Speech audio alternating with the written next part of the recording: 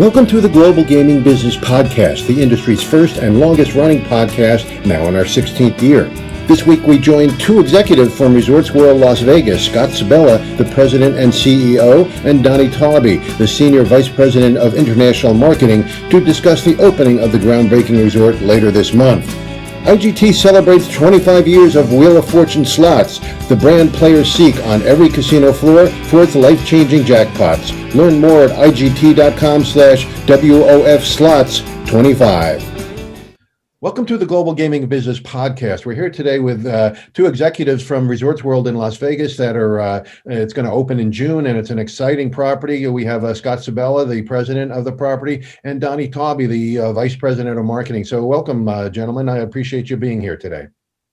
Thanks for having us. Roger, thanks for having us. So you've got three hotel brands there. What's the differentiation between all the brands? There's three brands, and we partnered with Hilton. We spent a lot of time selecting the right partner, and Hilton was definitely the right partner. Besides their great Hilton Honor database, they're a forward-thinking company, and they have a lot of different brands. So it was important to have a luxury brand, a premium brand, and then ultra-luxury brand. So one tower will be Hilton, 1,500 rooms. One will be the largest Conrad in the world, 1,500 rooms. And then we're introducing Croxford's, which is coming. We own from the overseas will be coming here. That will be our ultra luxury brand with 250 rooms, but not only for casino guests, but for non-casino guests. And we want to change it where the person that doesn't gamble is still treated like a high-end VIP, even though they're paying for everything. Sure. We're doing a paradigm shift when it comes to how we market it. And that's what Donnie's been overseeing, where we don't have casino hosts. We have resort hosts. Everybody that spends money here is going to be taken care of like they're a casino customer. And we're trying to take the way it used to be done and bring it to a new way of thinking when it comes to dealing with our guests. Okay, great. Doni, when I was in Singapore, I stayed at the Sentosa property, and the Croxford's Hotel was really unique. I was surprised at how luxurious that was. Are you trying to bring that same level of luxury to the Las Vegas property?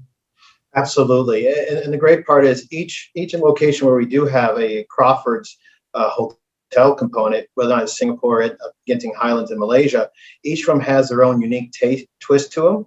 And we have that opportunity here to do the same as well, as we're recreating and creating this brand for North America as well. Okay. So another big push for your property is the food and beverage outlets. And boy, you've got a collection of them that I've never seen put together before. What was the strategy behind choosing all these different food and beverage outlets? He was to be diversified. And we didn't want it to have all 5-star restaurants, but we have some.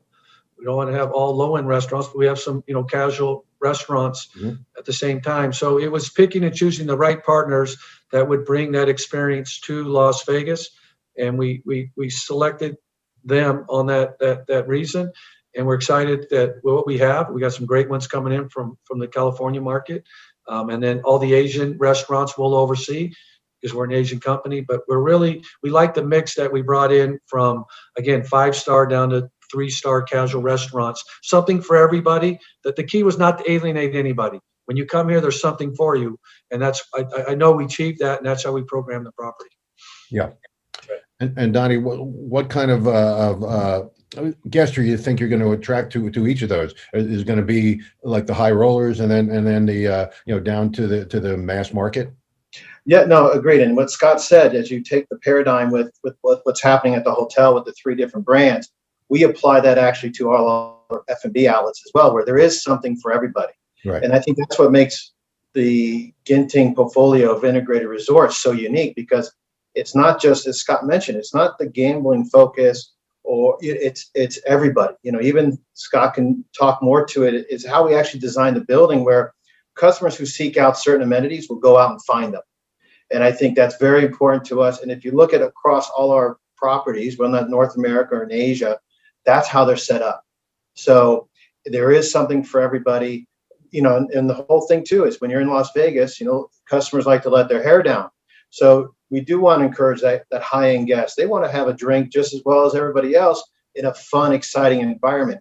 So all these other amenities that we've created, that Scott's introduced to us as well, it's going to be phenomenal, because people can really interact amongst each other regardless of demographic. Yeah, no question about that. So What kind of retail experience are you supposed to have? I was really surprised with the number of retail shops you're going to have. It's almost like an eclectic shopping mall, within a casino. Yeah, somewhat, but they're more of a boutique shops. Uh-huh. So we didn't want to do what's up and down the street, a big mall. Right. But yeah, we really found some great partners, same approach, trying to find different type of stores that align with our customer base. So there's higher end stores, there's low fund stores. It's more convenient and comfortable stores for everybody. So we don't want people to walk around like, oh, we can't afford to go into our stores. Yeah, there's stores that you can afford, and we purposely select those type of stores, and then they're spread out throughout the property. So there's just not one zone for retail. We're doing it differently where you'll see shops throughout the property. A lot of them are in our district area, but there's shops throughout the lobby areas and the walkways to the casino and things like that. But not big stores, and then a lot of pop-ups. Yeah. Today's world, we could have a store for 2-3 months, and then next time you come here, it'll be a different store. Mm-hmm. We could do things while there's big conventions in town and partner with them, and it could be a pop-up for 1 month, and it's part of the brand that's in Las Vegas. So we're going to do a lot of fun, unique, and creative things when it comes to shopping. And it's not going to be ordinary type of retail that you see, everywhere else. Okay. So how have you thought about how the traffic operates within the property, how people go from one area to the other? I remember when Borgata was opening in Atlantic City, before they opened, they actually set up pathways with drapes in the convention center in Atlantic City and kind of counted the steps between things. And how did you guys work on how the traffic flows throughout the property? Well, Doni knows better than anybody, but we're really good at building integrated properties. Mm-hmm. And a lot of people say they are. What's the definition? I don't really know, but we think we are, because it's a city within a city. Right. We have a 5,000 seat theater. We have a 300,000 square feet of convention space. We have all the retail you talked about, all the F&B, 7 pools, 3 different brands. You don't need to leave this property, and you can spend here 3 nights and do something every night, not run into somebody. It's that big. But you're right. The traffic and the flows was most important to us. And It started with the arrival statement. So we took advantage of this 88 acres. There's 4 main entrances here. 3 of the porticocheres are as big as MGMs. There's no tunnels. There's no hidden way to get there. It's easy to get in, and that's where it starts. And then when you check in, the days are gone when you walk across the casino floor to find the elevator. You check in at any lobby in Resorts World, and you're at your elevator in 30 seconds. Get to your room, unpack, and then come down and come experience the property. And that's how we laid it out. And the casino was just a backdrop. The casino came afterwards. It was more of the flow of having different zones of entertainment, higher end restaurants, more casual, the district. But I think it being so big, we did a really good job of making it flow very easy, because we're bigger than the MGM. You don't realize. You'll see how big it is, but it flows much nicer because we planned it that way from the beginning. Right. And I think it's noticeable. I don't want people to think, oh, it's a big place and I can't get around. And I think we did a great job with how we laid it out. So, Doni, do you hope to have something interesting around every corner as you walk through the casino and the property itself? Oh, I think the design team, the marketing team, our lifestyle team is really providing experiences, really not just around the corner, but really every few feet. Yeah. Again, being the newest property, having the time to master plan what we're doing here at the opening, and really creating that experience for a guest. And I think what happens is a lot of operators out there forget that you're also the consumer. Right. So the approach that we've taken, Scott's taken, and he's preached it to us, is what do you do? You go on a certain website to book a flight, or you go to a hotel because of certain things, or it's because they have a certain personality to them and the staff is cordial and it's not cookie cutter and it's not corporate. And I think those type of elements are really going to stand out when the public gets an opportunity to experience Resorts World. Sure. Well, let's talk about the theater. I know that's a really important part of the property. You just announced some of the headliners that are going to be there. So give us an update on what's happening with the theater and how that was designed. Well, we formed some great partnerships, and AEG is one of them. They're the best in the business when it comes to finding talent and running these big boxes with theaters. They helped us design this theater, and it is by far state of the art.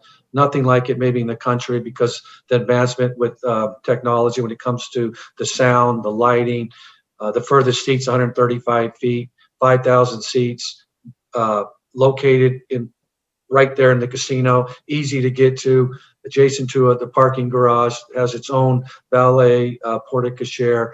And then, of course, like you said, we just did a commercial with some talent that we haven't announced yet when they're going to start, but we're really excited who we got. And it was important that we just didn't go out and get good talent. They had to be partners with Resorts World when they're performing and not performing. Mm-hmm. So all the ones you saw in that commercial are doing things with us that, besides playing in the theater, they're our partners. They'll have pop-up stores. We'll help them with their endorsements, and they're like an ambassador to the property when they're not here. But really, really excited that we have the entertainment side tied into everything that we're doing here at Resorts World. Great. So explain about the nightclubs. You've got a couple of nightclubs, and you've announced some big names DJs there as well. What's the strategy with the nightclubs there? We wanted to do something differently. So we partnered with Zouk, who is the #1 nightclub in Asia for many years. Right. They've been established for over 20 years, and we're bringing that to Las Vegas. We're not just bringing the name. We're bringing their expertise when it comes to programming and what they do in the nightclub. The last thing we want is a nightclub like the running up and down the strip today. That's not what we're doing. So we built it, we designed it, and we're programming it to do different type of things. We did engage with two big ones, Zed and Tiesto. Mm-hmm. But again, they're partners. Right. So Zed's helping us with a lot of different music things throughout the property. So will Tiesto. We'll be doing events with them besides playing inside the theater. But they're more of our spokespersons, our partners, our ambassadors, and of course, they're two great DJs. But we think we're gonna do it. We know we're gonna do it differently than how it's working up and down the strip when it comes to programming and what we're gonna be doing at the day club and at the Zouk nightclub. So it's gonna be exciting. Okay. So Doni, that generation that goes to the nightclubs is obviously important to all casinos. How are you approaching that draw for that generation at Resorts World? It goes back to what Scott just alluded to a little bit earlier regarding, we're done with terms like casino marketing, casino hosts. Right. We're all resort marketers, gaming and non-gaming. So, when individuals have a large spend at any, not just the nightclub, but any of these venues that we do have, it's up to us to create that high-end experience and really that acknowledgement that, hey, the guest has spent something. And sometimes it's not monetary or anything else. It's really just access. Mm-hmm. So to be able to give these individuals access, not just looking at a club or a restaurant as a standalone, but integrated into the entire resort. Are you staying with us? Are you dining with us tomorrow? Did you know we had a different venue as well? And all those elements, when they come together, truly going to create that guest experience. And again, a city within a city. You shouldn't have to leave. And that's how we're going to approach this. Okay, great. For big money thrills, Wheel of Fortune Slots is the one your players seek. The game that's awarded over $3.3 billion in jackpots is celebrating 25 years as the top performing slot brand. With more than 1,100 millionaires created in a quarter of a century, Wheel of Fortune Slots delivers heart-pounding thrills for every player, every time. Celebrate with us as we unveil new Wheel of Fortune games and player promotions designed to drive excitement to your floor. Visit IGT.com/WOFslots25 for more information. Now, back to our podcast. So let's talk about meetings and conventions. Obviously, that was a big focus when this property was started. It's changed a bit now, obviously. So did you have to change your plans in terms of putting a more high tech into the meetings and convention space and that kind of thing? It was always the plan, to be taking advantage of technology and make sure that the rooms are done differently than what you see today, because how you can design a room and set it up in the beginning. But we were always going to be a convention property.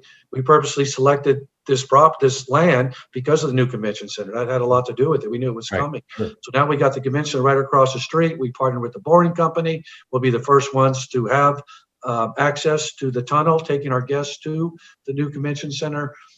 So we're definitely a convention property, and it's easy access. All our convention space is on the second floor. Mm-hmm. And then the convention pavilion is a short walk right past the theater. So everything is designed where it's not long walks, easy access. And again, making the flow of the property so much easier than what you've seen in the past, only because we have so much land. Sure, and that's commendable. I mean, you know that the walk from the MGM hotel to the convention area, you had to have lunch on the way. It Yeah. took so long to get there. So you figured out that that's not the way to go at Resorts World. Yeah, just easier to do after the fact. Right. We did the best we could when we were at the Sure, MGM when we right. had it, but now we designed it to have that flow much easier because again, the size of the property. So, with meetings and conventions slowly coming back, I think we got the first one in June, which is exciting. How do you think, how long do you think it's going to take to really ramp that back up again?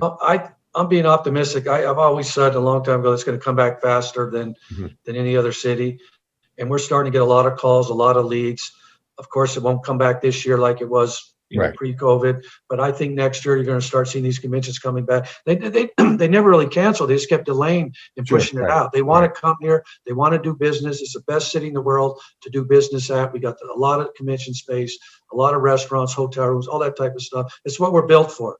Right. And I think it's going to come back. And I think a year from now, you will be almost to where we were before. And we're already starting to book some big groups for 22, 23, 24.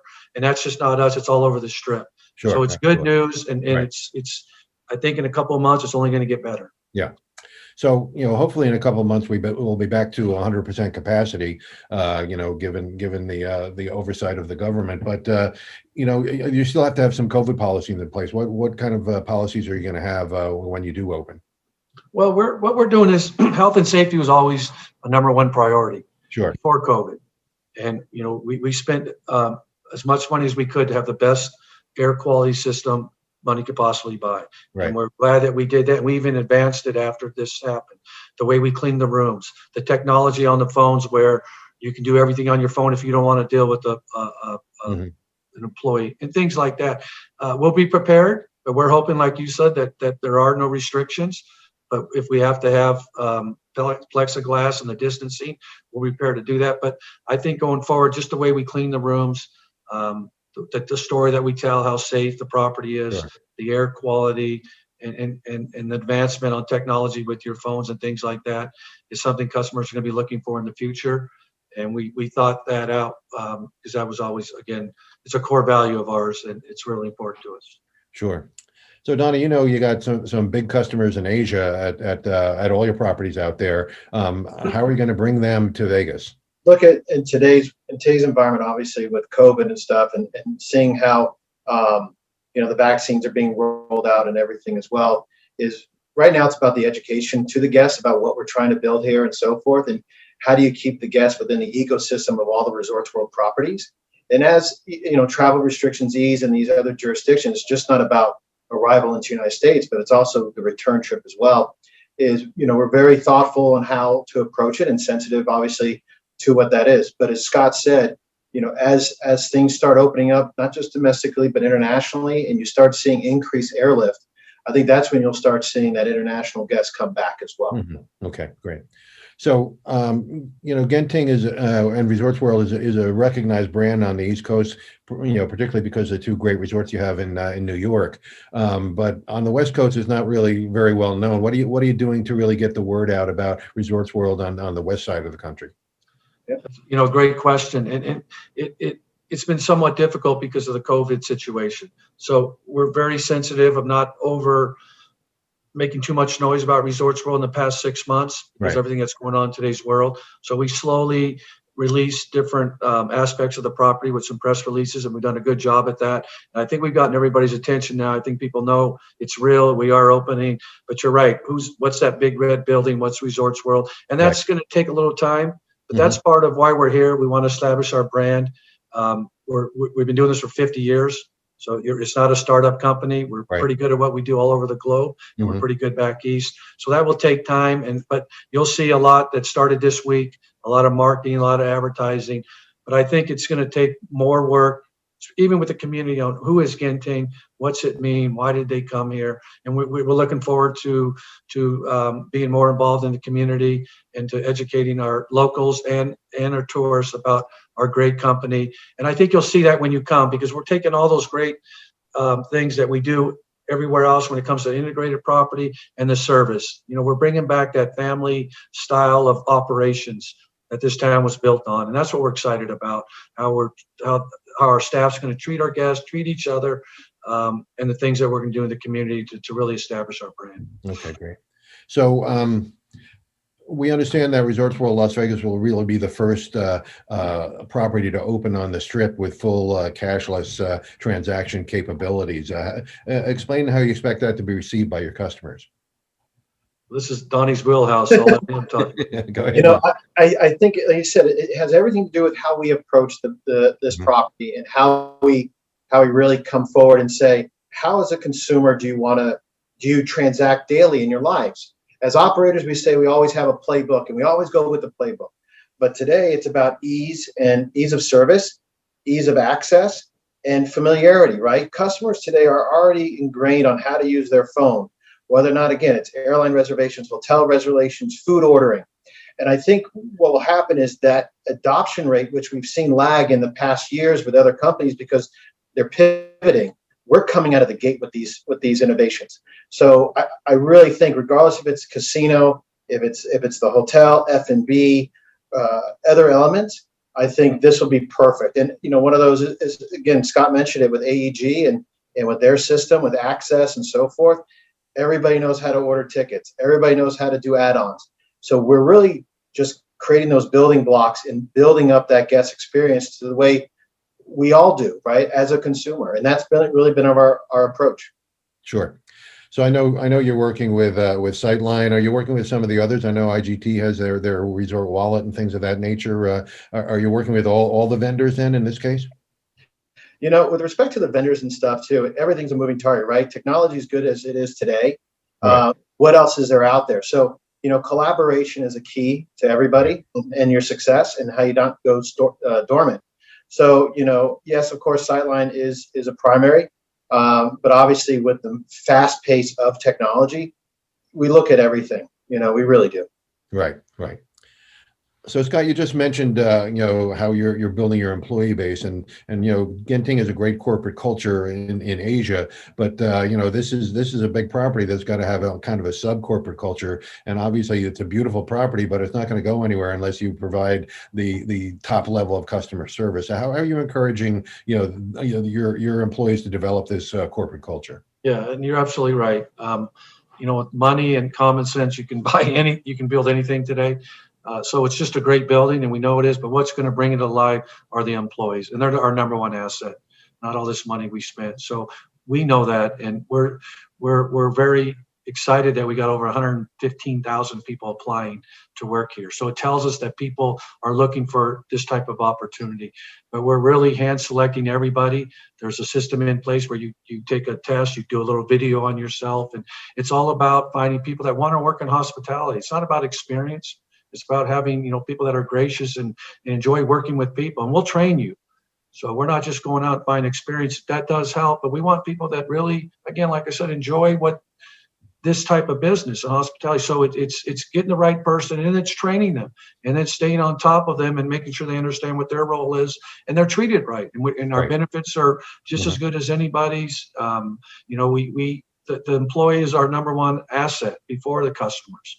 And I've always said that. So they're going to be treated good. They're going to have good bosses. They're going to have great benefits. In return, we expect them to provide great service. So it's something that it's our core value. And we're not just going to count on, we have a beautiful building, so we'll do well. It's all about bringing it to life with the employee base. But we're excited with what we've done so far. We have over 600 employees on board, soon to have 5,000 in the next couple months. So it won't be easy. But we're excited who we've made offers to and who we've hired so far. And it's just not up and down the strip. There's people from other states coming to work with us. And it's just been exciting with the response that we've gotten. And we're just glad that we're opening now. We can help provide more jobs for the city of Las Vegas. Sure. And you got a great pool to work with here. With this pandemic, a lot of people were sitting on the sidelines. So I guess how excited are the 600 you've hired so far to see the opening date so close now? I think it's been really great because we're open without a culture. So we have to set this culture up now and establish it. So the 600 people that are here is part of that.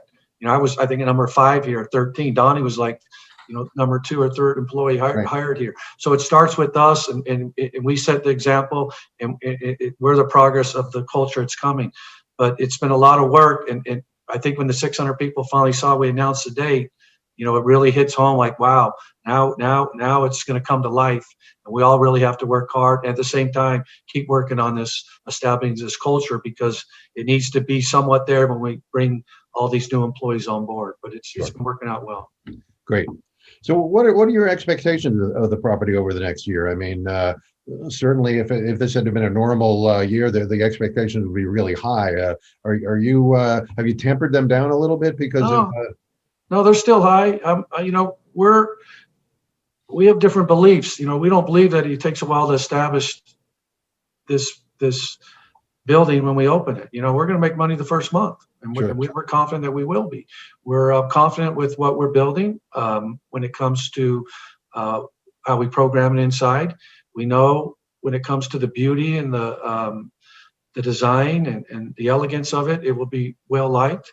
And like you said, the most important part is making sure the employees play their part and their role, and they will be because of how we set it up. So we're confident, we're not cocky, but we know we're going to make a difference, and we're proud that we're opening now during this time, because we can help Las Vegas rebound. But I hope you don't interview me in 3 months and ask me how long it's going to take to ramp up, because we're ramping up day one. It's a different world today on how you open a property, and it's completely different than how they opened 11 years ago. And that's been our game plan since day one. And we're not going to hire 4,000 employees over than what we need and me lay them off. I'm way past that. I don't want someone to leave a job and come here and then we have to get rid of them. So we're hiring the right amount of people that we know that we need for the future. Right. And that's how we set this whole process up when it comes to opening Resorts World. So do you think there's a chance that Resorts World could kind of supercharge the recovery of Vegas just because there's going to be a lot of attention when you guys open? Absolutely. And not just us. I mean, think, Roger, through this pandemic, I don't know what other city didn't stop construction when it came to, besides Resorts World. We just opened a beautiful stadium, right? The convention center just opened. He opened downtown with Circa. The Virgin just opened. And then we still got the building going on over across the street at the Sphere. So look at all these great things that have happened in the city during a downturn. Right. No one stopped. And I think that's what's going to help us rebound when we talk about these great things that the city's open and will be opening on part of all the great things that we have here. So we know we'll be part of that. And we hope we help re-energize and bring Vegas back faster than it normally would be. Great. Well, guys, thanks for the time. I really appreciate it. It's good to see you, and I'm excited to see the property. Can't wait to get in there and walk around and enjoy myself. Thanks for all your support. You've always been great to us. Thanks, Roger. Thanks, Rod. Hope you enjoyed this week's podcast, brought to you by IGT, where the Wheel of Fortune Slots is celebrating 25 years as the millionaire maker with 25 weeks of giveaways, contests, and big money fun. Celebrate with IGT at IGT.com/WOFslots25. To learn more about the opening of Resorts World Las Vegas and its impact on visitation to the town, visit GGBmagazine.com. To get all the news of the gaming industry, particularly of the coronavirus situation and its impact on gaming, including daily updates, subscribe for free at ggbnews.com by using the code GGB180. Don't miss a single episode of the podcast. Subscribe on iTunes and Spotify today. So we'll see you next time on the GGB Podcast.